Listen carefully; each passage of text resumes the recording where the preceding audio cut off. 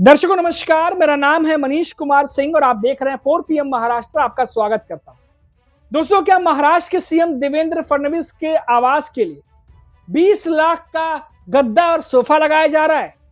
क्या सीएम देवेंद्र फडणवीस के आवास का जो किचन है उसको मरम्मत के लिए 19 से साढ़े 19 लाख रुपए खर्च किए जा रहे हैं? जी हाँ दोस्तों, जहां महाराष्ट्र के इतने सारे विवाद या इतने सारी समस्याएं मुंह खोलकर खड़ी है, वहीं सीएम आवास पर लाखों लाखों खर्च किए जा रहे हैं सोफा गद्दा लगवाने में और किचन की मरम्मत करवाने में। अब दोस्तों, ये बात हम नहीं कह रहे, इन बातों को लेकर के शरद पवार की एनसीपी ने फडणवीस सरकार पर निशाना साधा। शरद गुट का फडणवीस पर तीखा हमला। जी हाँ दोस्तों, रोहित पवार ने सोशल मीडिया पर कुछ ऐसी बातें शेयर की हैं जो मैं आपको बताऊंगा, और साथ ही साथ क्यों रोहित पवार या शरद पवार की एनसीपी ये कह रही है कि जहां एक तरफ किसान बदहाल है, वहीं दूसरी तरफ सीएम साहब के घर पर 15-15, 20-20 लाख रुपए किचन में खर्च किए जा रहे हैं और लाखों लाखों के सोफे और गद्दे लगाए जा रहे हैं।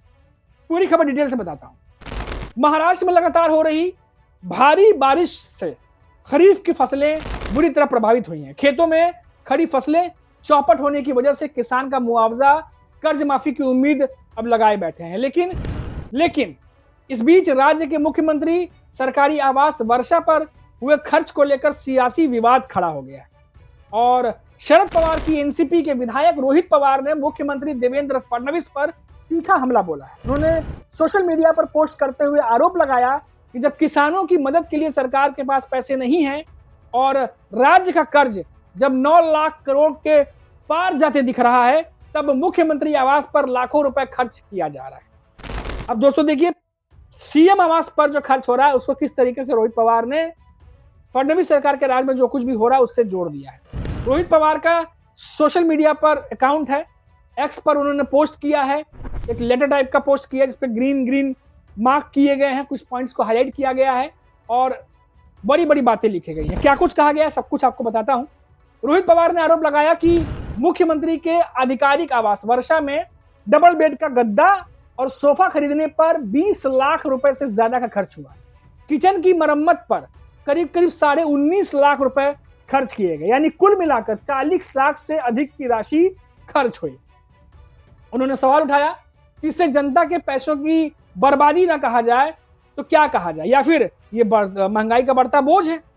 अब रोहित पवार ने तंज कसते हुए कहा कि मुख्यमंत्री को शायद ये पता ना हो, लेकिन अगर यह ऐसे ही चलता रहा तो रोम जल रहा था और नीरो सुख और चैन की बांसुरी बजा रहा था, कहावत जैसा ही अर्थ निकलेगा।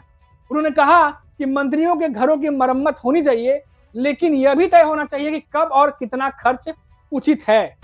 तो अब दोस्तों, ये सियासत में जो महाराष्ट्र की सियासत है उसमें रोहित पवार ने अब एक नया कह सकते हैं सियासी जो है हलचल जो है वो पैदा कर दिया है, क्योंकि ये मामला सीधा महाराष्ट्र के सीएम देवेंद्र फडणवीस से जुड़ता है।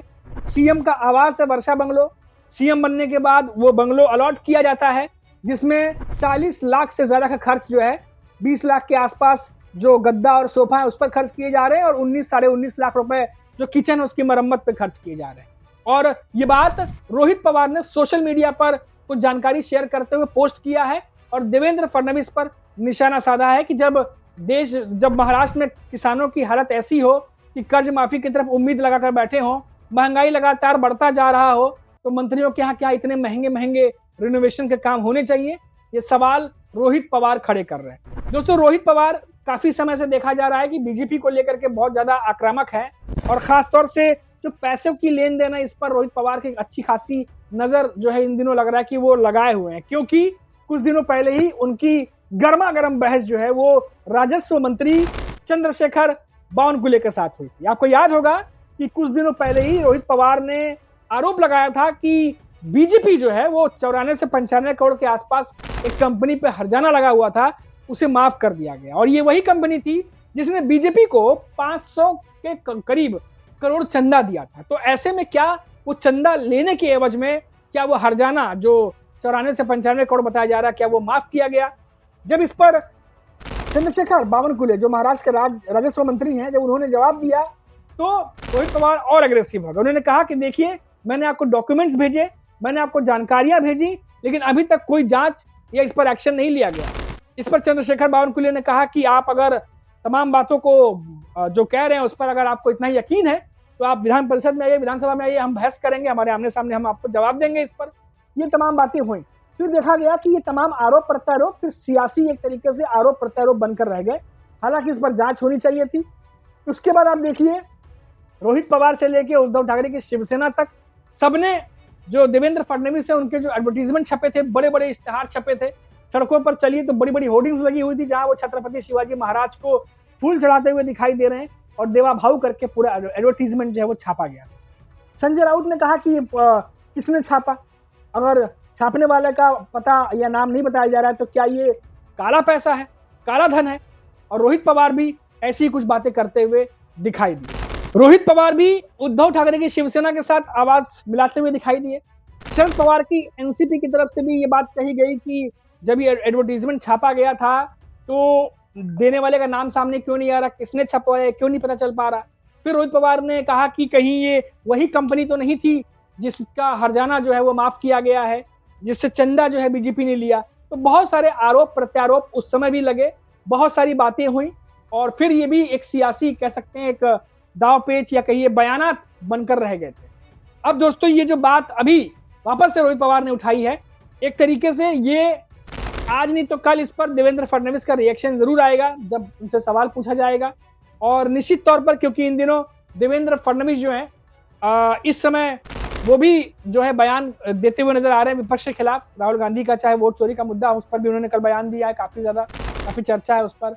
उससे पहले आप देखिए तो उद्धव ठाकरे की शिवसेना पे भी उन्होंने पलटवार किया था जिस पर सुप्रिया सुले नाराज हो गई थी और कहा था कि आप संवैधानिक पद पर अगर बैठे हैं तो इस तरीके की भाषा का इस्तेमाल आप नहीं करना चाहिए आपको। ये तमाम बातें जो उस समय भी हुई थी।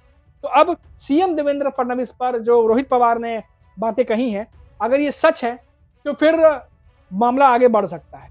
और देवेंद्र फडणवीस निश्चित तौर पर बीजेपी की तरफ से हमने हमेशा देखा है कि बातें जब इस तरह की निकलती हैं तो गोल मटोल चीजें होती हैं। जिस तरीके से रोहित पवार ने दस्तावेज शेयर किए हैं या रोहित पवार जिस तरीके से पोस्ट कर रहे हैं, बीजेपी को भी उसी तरीके से पोस्ट करके जवाब देना चाहिए। लोगों को दिखाना चाहिए कि वाकई में अगर ये ऐसा नहीं है तो क्यों नहीं है वो बताना चाहिए, और ऐसा है तो फिर कहना चाहिए कि हाँ ऐसा है। तो अब देश में महाराष्ट्र में खासतौर से बात करें तो रोहित पवार, शरद पवार दोनों एनसीपी से आते हैं। शरद पवार भी पिछले दिनों में देखा कि किसानों को लेकर के उन्होंने मार्च निकाला था और देवेंद्र फडणवीस को नेपाल का जिक्र करते हुए उन्होंने कहा था कि देवेंद्र फडणवीस को मौका रहते ही समझ लेना चाहिए कि किसानों की स्थिति ठीक नहीं है और उसको नजरअंदाज नहीं किया जाना चाहिए। और देवेंद्र फडणवीस के साथ जो तमाम उनके मंत्री हैं वो समझदार हैं, इशारों से उनको समझना चाहिए और किसान जो चाहते हैं उसको जरूर करना चाहिए। तो किसानों की बदहाली को नजरअंदाज ना किया जाए जो कि महाराष्ट्र में हो रहा है। इसको लेकर शरद पवार ने चेतावनी भी दी थी। तो अब क्या होगा क्या नहीं होगा दोस्तों आने वाला वक्त बताएगा। लेकिन फिलहाल अभी यह है कि देवेंद्र फडणवीस पर शरद पवार की एनसीपी की तरफ से कड़ा प्रहार किया जा रहा है। देखना होगा कि देवेंद्र फडणवीस की तरफ से इस मामले पर क्या रिएक्शन आता है। नमस्कार।